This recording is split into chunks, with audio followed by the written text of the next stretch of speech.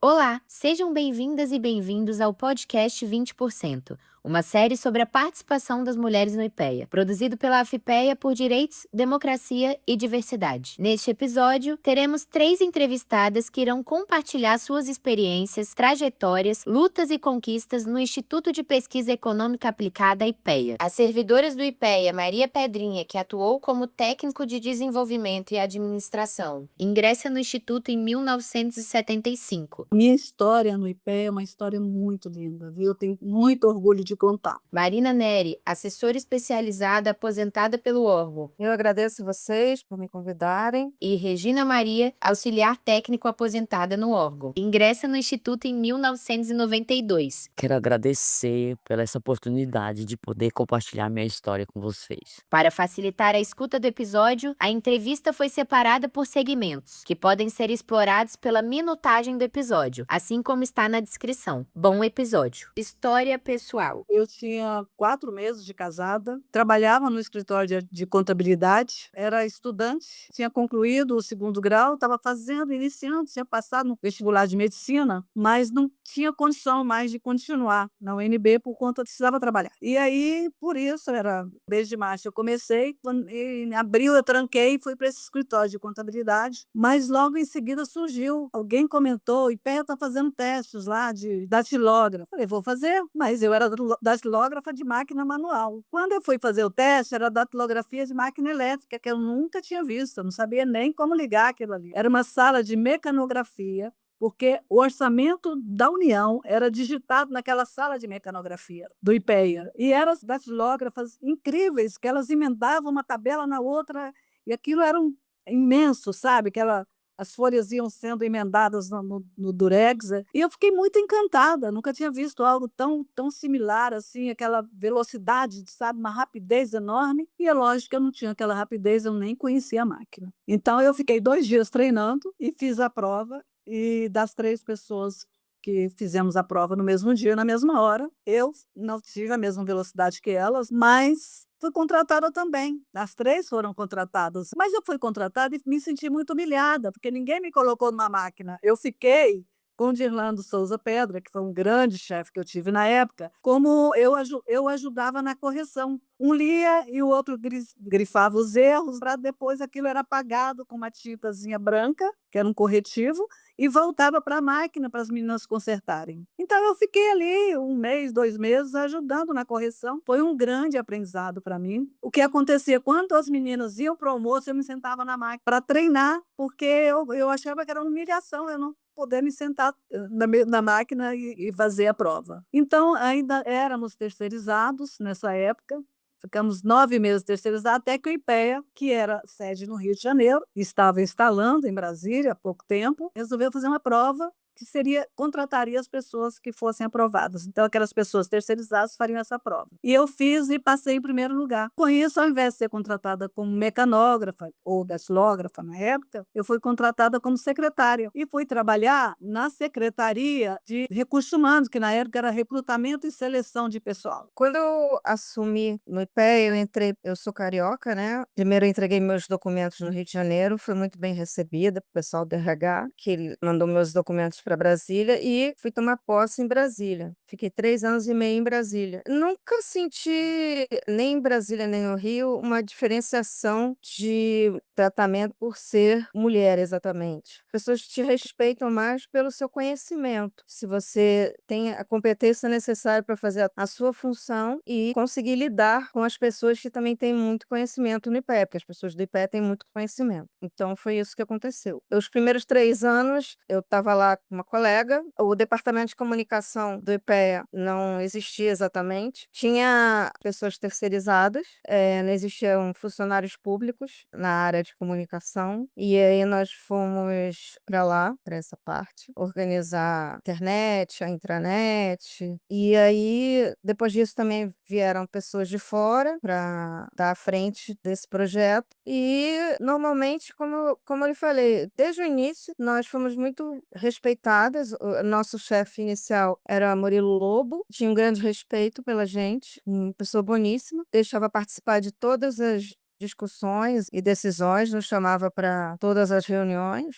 Então, nós não nos sentimos alijadas em nenhum momento de qualquer processo. Eu cheguei no IPEA em 1992, fui para a biblioteca, foi um local que me acolheu e eu me identifiquei muito. Foi muito bom trabalhar lá, meus amigos, fiz bastante amigos lá, tenho até hoje. Os chefes da gente eram pessoas maravilhosas, alguns até já nos deixou, né? Era um ambiente saudável. Nós atendíamos os técnicos, né? Os pesquisadores. E foi uma trajetória muito boa, muito positiva, eu gostei muito. Inclusive, me aposentei até bem depois. Morria de vontade de aposentar, mas depois eu dei trabalho, foi para aposentar. Trabalho e evolução profissional. Estudei, e fui tendo filho, trabalhava de dia, estudava de noite. Agora, eu sempre fui uma funcionária que sempre queria dar mais do que me pediam. Então, por exemplo, o horário era 18, dificilmente eu saía às 18 horas. Eu saía mais tarde, na hora do almoço eu não eu queria dar mais, eu queria aprender mais, sabe, mais do que eu tinha que fazer. E quando eu terminei o curso de psicologia, eu me ofereci para me candidatar para ser técnica, e naquela época tinha que fazer provas, mas o meu chefe, que era o Antônio Atrasas, o vice-presidente, né, que nós não tínhamos presidente, nós tínhamos vice-presidente, ele disse: "Não, antes de fazer prova tem que ficar 2 anos estagiando". Aí me mandou estagiar numa área que era uma área de treinamento de pessoal. E eu fui treinar, né, fui estagiar nessa área, e as pessoas que ali estavam ganharam um curso de cargos e salário na Fundação Getúlio Vargas, que era um curso de 1 ano, a nível de pós-graduação, mas eu era estagiária, não ganhei o curso. Eu fui lá, me matriculei e fiz o curso. Com muito sacrifício, porque a essas alturas, as crianças já estudando, né, eu já tendo um gasto maior, era separada e tal, mas fiz o curso de graduação, então tanto quanto os outros eu também fiz o curso, e aí acabei sendo admitida como técnica de desenvolvimento e administração, antes de terminar os 2 anos, porque eles viram meu esforço e tal, e foi muito bom, eu aprendi muito, muito, muito. Daí fui logo para chefe de uma área lá, primeiro acho que foi recrutamento e seleção. Eu passei muitos anos no IPEA, né, foram 15 anos, tanto em Brasília quanto no Rio. O fluxo de trabalho, ele muda um pouquinho de acordo com a chefia, é mais pela personalidade da chefia, mais pela personalidade não só da chefia, do tipo de governo, da verba que se tem, de uma série de coisas, da equipe que a gente conseguiu formar naquele governo, se é uma equipe grande, se é uma equipe pequena, se já conseguimos alcançar mais coisa, se tem mais trabalho, menos trabalho. Então isso varia um pouco nesse sentido, sendo que a equipe de comunicação, por natureza, tem a tendência de querer fazer um trabalho muito bem feito, porque é da natureza das pessoas de comunicação tentarem dar o máximo de si. Então, geralmente, quando a gente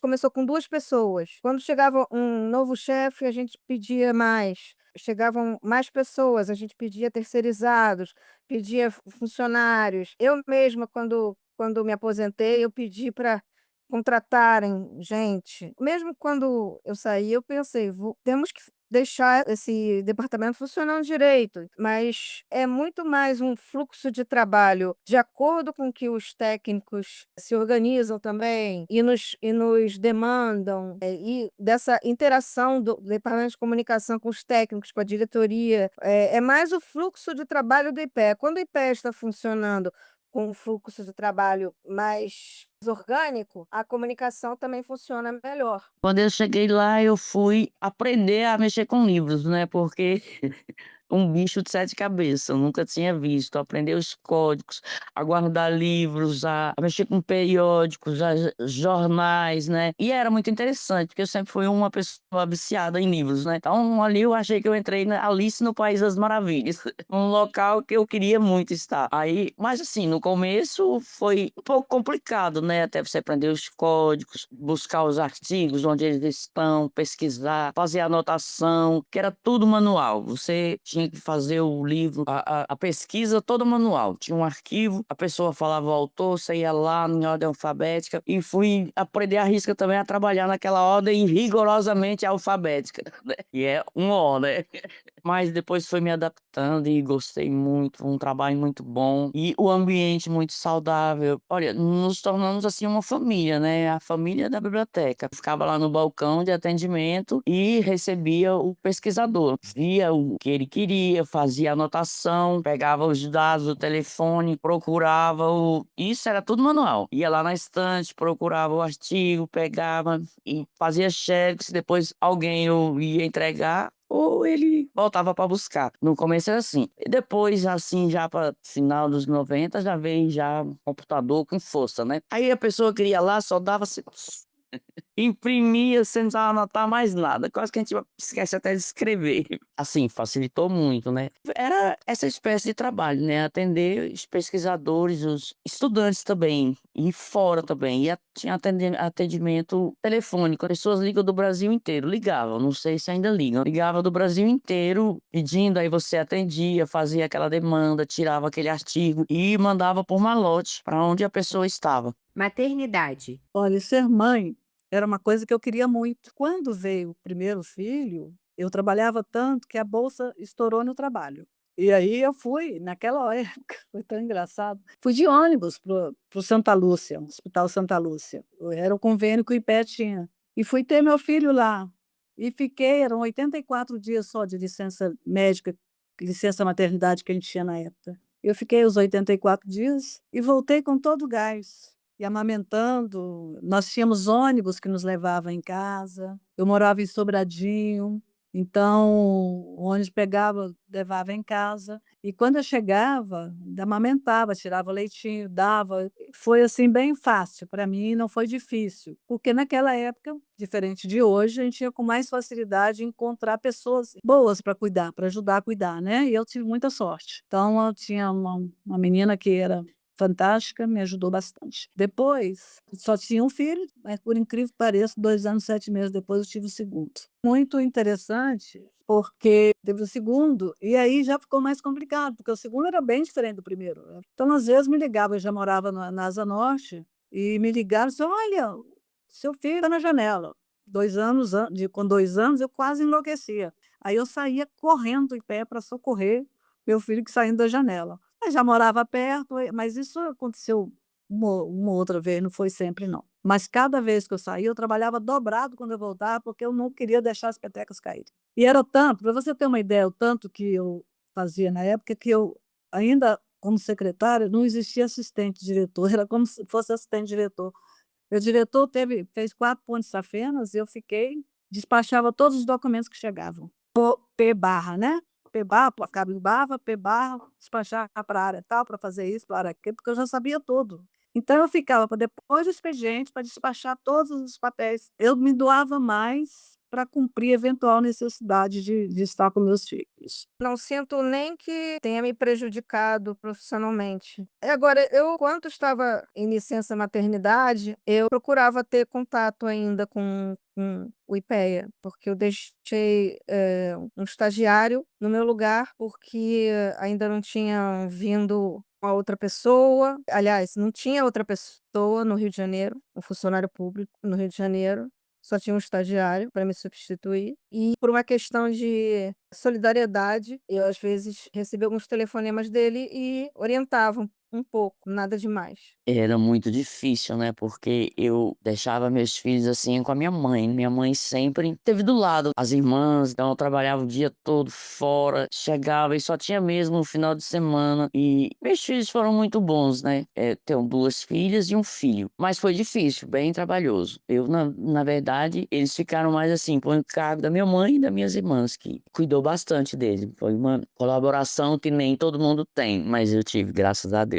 Programas de trabalho e diversidade política. Pensamentos contraditórios, isso faz parte, sabe? Eu sempre convivi com isso, a coisa um pensa de um jeito, outro pensa do outro. Perfeito, é isso que faz um todo. A coisa do pensamento feito, do pré-pronto, que aquilo ali, que a dono da verdade, não sei o quê, isso nunca funcionou muito na minha cabeça. Então, eu sempre fui de ouvir, discutir e tal, tal. E quando você me chamou para entrevista, acho que eu comentei contigo, né? Olha, se for para falar da mulher feminista, vai ser difícil para mim, porque eu não sou bem, né, não encaixo bem, porque não tem essa coisa do pensamento. Eu acho que a gente faz, todos nós faz, o homem e a mulher. faz a sua vida, a sua carreira, independente de ser homem ou ser mulher. Uma sociedade que funciona, ela é uma sociedade diversa e que a diversidade seja respeitada. Então, sempre eu quis que todos os funcionários tivessem seus direitos respeitados, que o lazer fosse o melhor possível, que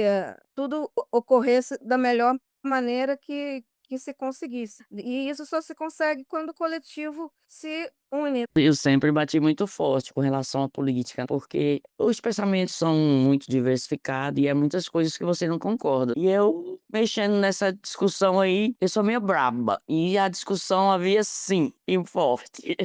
A maior parte, assim, das pessoas, né? Assim, a minha visão, não vou citar nome nenhum, mas é a minha visão, que as pessoas acham que elas têm um poderio, né? Porque elas têm um saláriozinho melhor, porque ela tem um nível social, um nível cultural, estudou, fez um mestrado, um doutorado, né? Então, isso já dá, assim, aquele poder, né? Eu sou o dono do mundo, né? Assim, isso é a minha visão política. Então, essa briga tinha muito lá, muito e forte.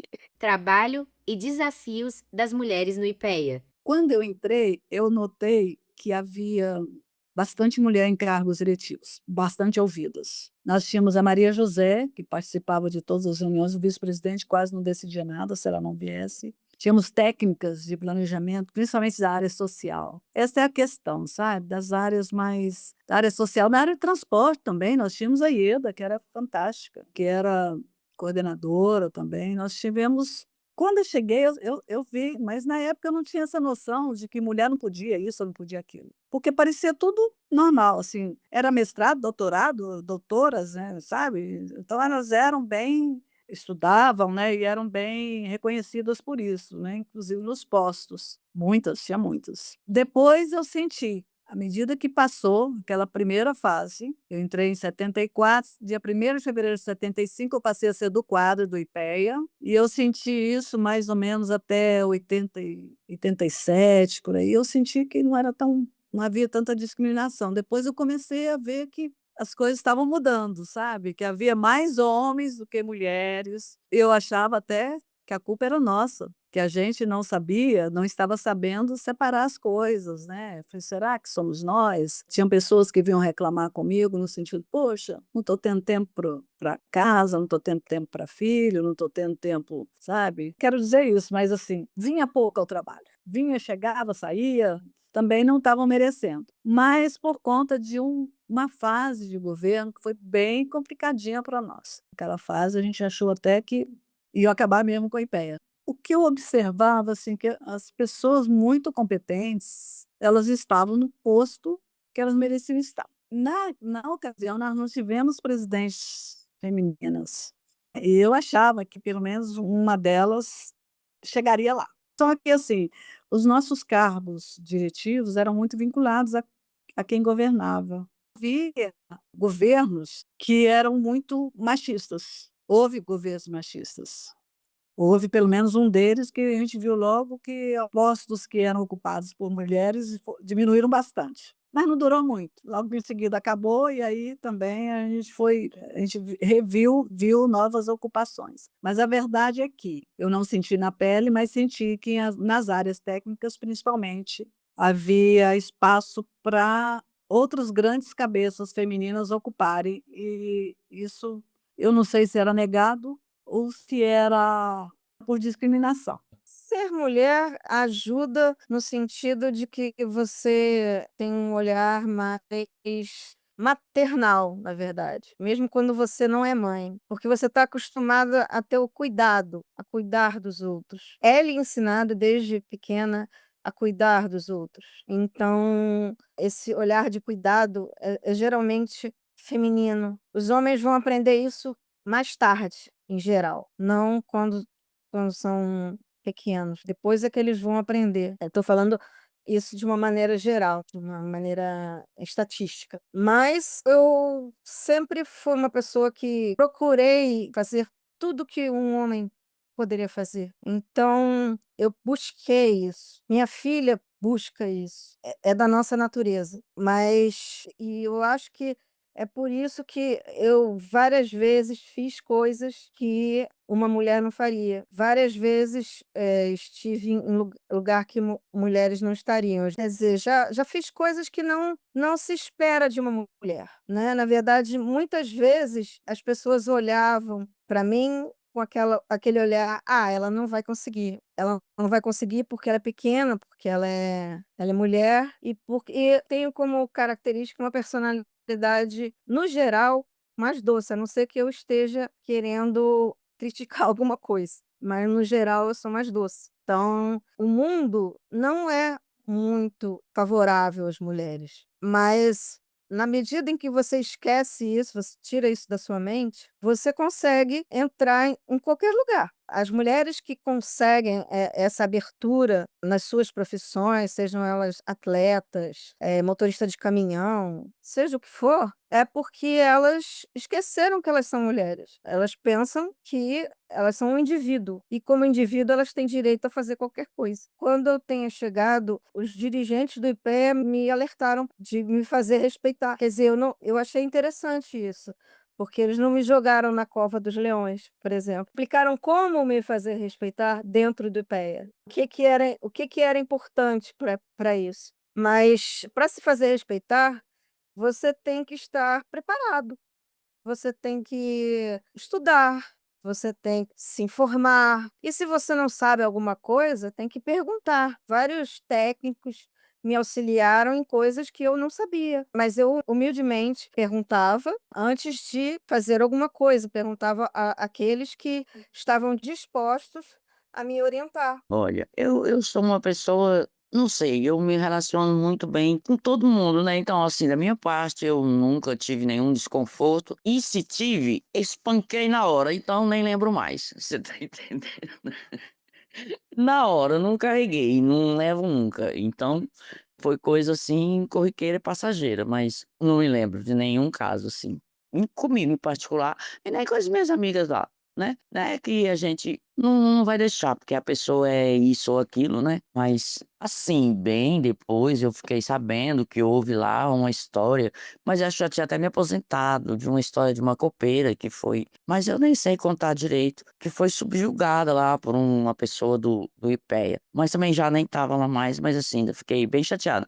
Nem lembro direitinho a história, mas esse tipo de coisa aconteceu, assim, depois que eu me aposentei, que eu fiquei sabendo bem por alto essa história, mas não havia, era um lugar, assim, comigo particular e ali aonde que a gente trabalhava não tinha esse lance da gente se sentir oprimida por ser um homem, por ser o técnico, não. Visão atual do órgão. Com relação às mudanças estruturais do IPE nos últimos 30 anos, a gente percebe uma identidade social mais inclusiva, com maior valorização remuneratória do capital humano e também com o avanço do igualitarismo, trazendo mais espaço ao público feminino.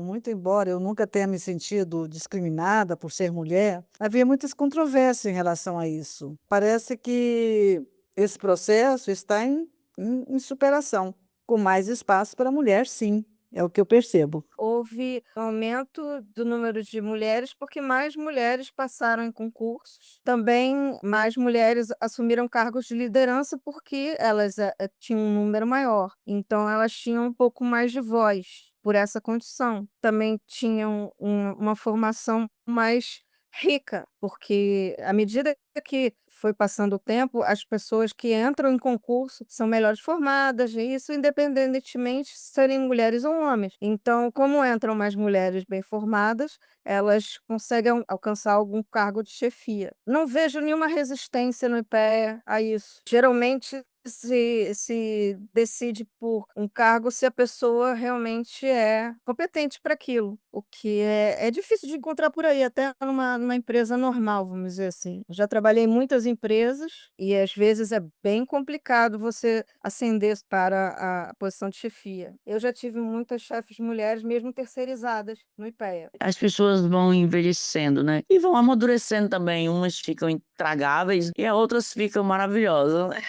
Eu sou da ficou maravilhosa, não fiquei igual vinagre, mas foi bom. é bom, né, você conheceu as personalidades, aquelas que ficaram infelizes porque envelheceram, né, porque também tem aquelas que ficaram felizes porque envelheceram e puderam aposentar, né. Eu fiquei feliz, mas eu não queria me aposentar, mas me aposentei. Assim, a vida você tem que ser preparado para ela, né, porque com o tempo vai passando, as mudanças elas vão acontecendo, assim, visivelmente, não tem jeito de não ver. E as pessoas, às vezes, elas não estão preparadas. Aliás, acho que ninguém está preparado para envelhecer, para ver as mudanças, para de repente você tem netos, mas foi da vida mesmo. E a gente sempre estava lá, um sempre apoiando o outro, era bem unido, o IPE era bem unido. Mensagem final. O que eu diria para as mulheres profissionais do IPEA, hoje eu diria o seguinte: se você pretende ir mais longe e se destacar nesse universo profissional, é importantíssimo que participem de programas de desenvolvimento e acompanhamento de carreira. A gente não pode ficar à mercê do nosso desenvolvimento e deixar que as coisas venham para nós porque simplesmente somos mulheres. Nós precisamos nos colocar nossa competência, saber se manifestar na hora certa e assumir nosso empoderamento, mas de forma entendendo que a competição é pelo saber, não é pelo fato de ser homem ou mulher. Saber, você precisa conhecer, você precisa ter sabedoria suficiente para ocupar o seu espaço. Uma coisa interessante sobre o IPEA é que é uma instituição que você se sente mudando um pouco o mundo, sabe? Porque você vai trabalhar com questões econômicas, sociais, profundas, sobre fome, sobre igualdade, sobre trabalho, sobre economia, sobre inflação. Então, você sempre vai ter a oportunidade de se sentir importante enquanto pessoa, enquanto funcionário, você está sempre fazendo uma coisa importante. Em que você não esteja, por exemplo, escrevendo um texto, que é o meu caso, você é um pedacinho daquela engrenagem que vai ajudar a organizar um Bolsa Família, ajudar a organizar um programa relacionado à desigualdade. Então, tudo isso é importante. Principalmente, você não vai ter todos os dias uns iguais aos outros, e acho que no serviço público, eu imagino que seja meio maçante, às vezes, em alguns lugares, e no IPEA você não vai ter muito isso, né? Você vai ter um dia diferente do outro. Que elas não baixem a cabeça, né, chega, é um órgão maravilhoso para trabalhar, é uma carreira, né, a IPEA, que elas chegam com força mesmo e não baixa a cabeça para ninguém. Quem olha para o chão? Ninguém, né. Eu acho que tá muito mais perigoso essa história de preconceito, de racismo, né, essa coisa tá muito à flor da pele, então a gente tem que deixar esse tipo de coisa pra lá e começar a respeitar mais as pessoas, respeitar a vida delas. Então, o seu limite termina na hora que começa o outro. Então, cada um tem o direito de fazer o que quer, ser o que quiser, né? E o outro tem que respeitar e ajudar e colaborar e ser irmãos. Ninguém é inferior porque não estudou, ninguém é inferior porque é preto, ninguém é inferior porque é LGBTQIA+. Somos todos iguais e todos merecemos tudo de bom, de melhor, merecemos respeito, consideração das pessoas e eu desejo que elas façam uma história bonita e esse é o órgão. A AFIPEA agradece as entrevistadas por compartilharem suas experiências e visões sobre o IPEA. Agradecemos aos ouvintes e pedimos para que siga a AFIPEA em nossas redes sociais para acompanhar esse e outros projetos. Você também pode ouvir na íntegra as entrevistas desse episódio e de outros em nosso canal do YouTube ou em outras plataformas de áudio. Até o próximo episódio.